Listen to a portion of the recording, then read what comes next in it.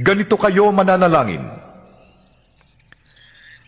Ama naming nasa langit, sambahin nawa ang pangalan mo. Naway maghari ka sa amin. Sundin nawa ang iyong kalooban dito sa lupa tulad ng sa langit. Bigyan mo kami ngayon ng aming kakainin sa araw-araw at patawarin mo kami sa aming mga kasalanan tulad ng pagpapatawad namin sa mga nagkakasala sa amin.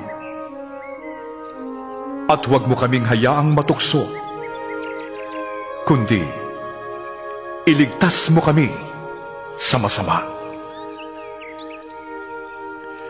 Sapagkat kung pinapatawad ninyo ang mga nagkakasala sa inyo, patatawarin din kayo ng inyong amang nasa langit.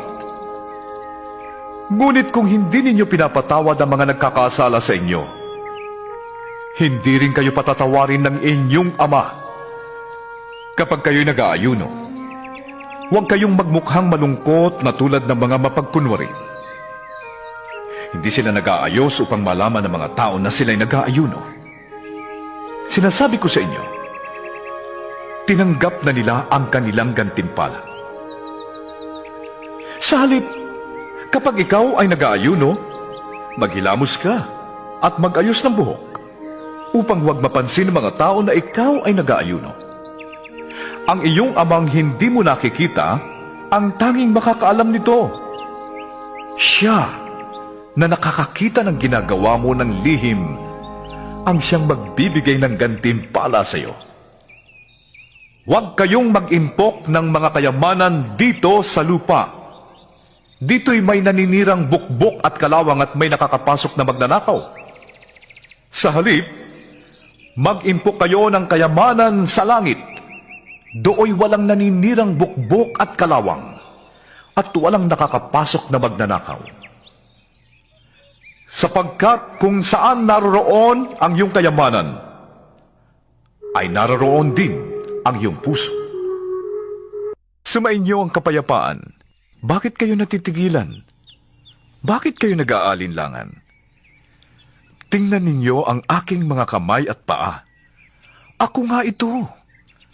Hawakan ninyo ako at pagmasdan.